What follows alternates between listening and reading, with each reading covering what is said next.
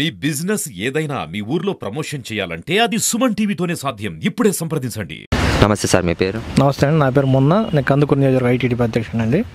తొందరలో అయితే Tesla company మన ఇండియాకి అయితే రాబోతుంది సార్. ఒకవేళ ఇండియాకి వస్తే ఆంధ్రాకి వచ్చే సూచనలు అయితే ఉన్నాయని అంటున్నారు, అది నిజమేనా సార్? అవునండి, టెస్లా అనేది ఒక అమెరికన్ కంపెనీ. ఇది 2003లో కనుక్కోవడం జరిగింది. ఇది ఒక ఎలక్ట్రికల్ వెహికల్ అనమాట. అత్యాధునికంగా కలిగిన ఒక అత్యాధునికంగా కలిగిన అమెరికాలో కనుక్కున్న ఒక వెహికల్. దీన్ని 2003లో స్థాపించడం జరిగింది. 2004లో దీన్ని సిఇఓగా ఎవరైతే ఇప్పుడు అత్యంత సంపన్నుడు ప్రపంచంలో ఉన్నారో ఎలన్ మస్క్, మీరు ట్విట్టర్లో ఇప్పుడు ఎక్స్గా మారింది, అది కూడా గమనించవచ్చు, ఆయన దీనికి సిఇఓగా ఉన్నారు. ఇప్పుడు ట్రంప్కి ఎలన్ మస్క్ ఉన్న సంబంధం కొద్దీ అమెరికాలో అది ఆల్రెడీ ఎస్టాబ్లిష్మెంట్ అయింది.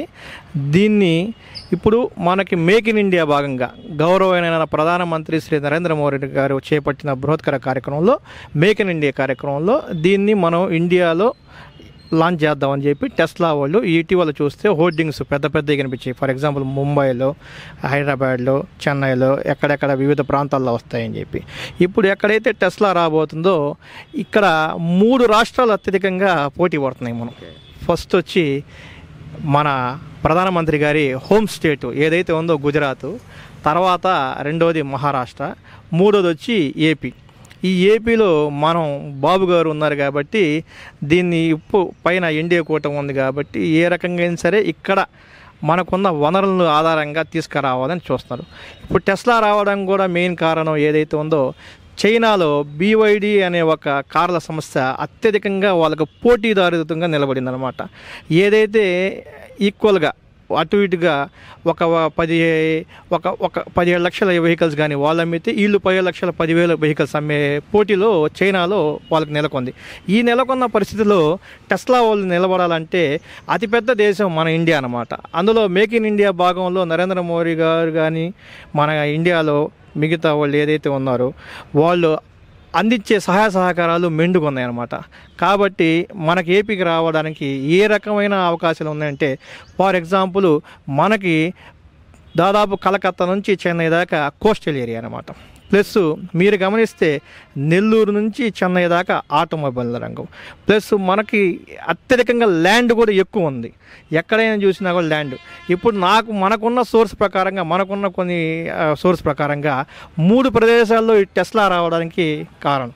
ఒకటి నెల్లూరు డిస్టిక్లో రావడానికి ఉంది, రెండోది శ్రీ సిటీ, తిరుపతి కాడ ఉన్న శ్రీ సిటీలో రావడం ఉంది, మూడోది ఎక్కడైతే ఆల్రెడీ గతంలో టీడీపీ బ్రాండ్ మార్క్తో బాబు గారు రప్పించిన కియా ఎక్కడైతే ఉందో అనంతపురంలో రావడానికి ఉంది. ఫర్ ఎగ్జాంపుల్ అనంతపురంలో కానీ వచ్చిందంటే ఆల్రెడీ కియా ఉంది, ప్లస్ టెస్లా ఉంది, అదొక ఆటోమొబైల్ మహానగరంగా చెందడానికి కూడా అవకాశం ఉంటుంది అన్నమాట. ప్లస్ ఆల్రెడీ ఇప్పుడు మీరు చూస్తే కియా నేను గర్వంగా, నేను టీడీపీగా ఒక కార్యకర్త కానీ ఒక నాయకుడు కానీ చెప్పుకోవడానికి గర్వపడతా. అది ఒక మా టీడీపీ బ్రాండ్ వల్ల, ఒక బాబు గారు బ్రాండ్ వల్లే కియా అనేది వచ్చింది. కియా అనేది ఆషామాషి ప్రాడక్ట్ కాదు. కియా దాదాపు 11 నుంచి 15,000 మంది ఉద్యోగాల్ని క్రియేట్ చేసి అక్కడ అనంతపురంలో రూపురేఖల్ని మార్చిందన్నమాట.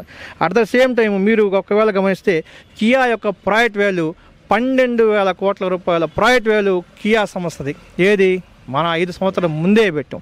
కానీ అలాగే ఇప్పుడు టెస్లా కానీ వచ్చిందంటే అప్రాక్సిమేట్లీ 17,000 పైచీలకు మనకి పెట్టుబడి టెస్లా ఏపీలో పెడితే మీరు 13,000కి 17,000కి 4,000 రూపాయలు తేడా, 4,000 కోట్లు తేడా ఉన్నా కూడా అది ఒక పెద్ద సంస్థ కాబట్టి టెస్లా ఇంకొక 20-30 మంది ఉద్యోగాలకి ప్రత్యక్షంగా కానీ పరోక్షంగా కానీ క్రియేట్ చేసే అవకాశం ఉందని చెప్పి నేను ఘంటాపథంగా నమ్ముతూ దీన్ని తీసుకురాగలిగే శక్తి సామర్థ్యాలు ఆల్రెడీ గతంలో దావోస్కి వెళ్ళినప్పుడు గౌరవ ఐటీ శాఖ మంత్రులు మన నారా లోకేష్ గారు ఎవరైతే ఉన్నారో, ద క్లోజ్ ఫైనాన్షియర్ ఎవరైతే ఉన్నారో మనకి దీంట్లో టెస్లాలో, ఆయన వైభవ్ తనేజా అని ఆయన్ని ఆల్రెడీ అప్రోచ్ అయ్యారనమాట. అప్రోచ్ అయ్యి ఈ డిస్కషన్లు కూడా జరిగినాయి. ఇదిగో మా దగ్గర ల్యాండ్ ఉంది, ఈ వనరులు ఉన్నాయి, మీరు వస్తే ఇవి ఉంటాయి అని చెప్పి.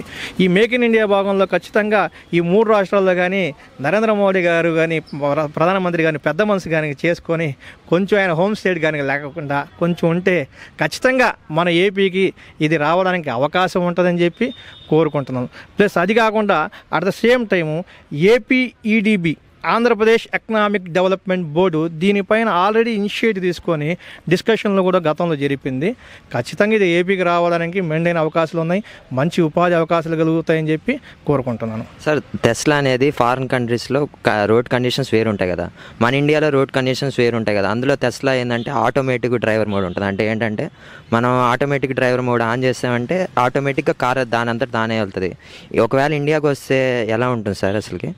ఇండియాకి రాబోయేటప్పుడు కూడా వాళ్ళు కూడా చూసుకుంటారు what is the road of the condition ఏంది, అక్కడ ఉన్న డ్రైవర్ల పరిస్థితి ఏంటి, ట్రాఫిక్ పరిస్థితి ఏంది, మనకి ఎంతవరకు మెరుగవచ్చు. ప్లస్ అది కాకుండా మీరు చెప్పినట్టుగా ఒకవేళ అది ఆటోమేటిక్ అయినా కూడా మనకి ఇప్పుడు మీరు చూస్తే కేంద్రంలో నరేంద్ర మోడీ గారు రావడంతో జాతీయ రహదారులు ఏదైతే ఉన్నాయో మీరు ఆల్మోస్ట్ మీకు ప్రతి చోట కనెక్టివిటీ జరిగింది. ప్రతి చోట విశాలమైన రోడ్లు మీకు ఎక్కడ పోయినా కూడా కనిపిస్తున్నాయి.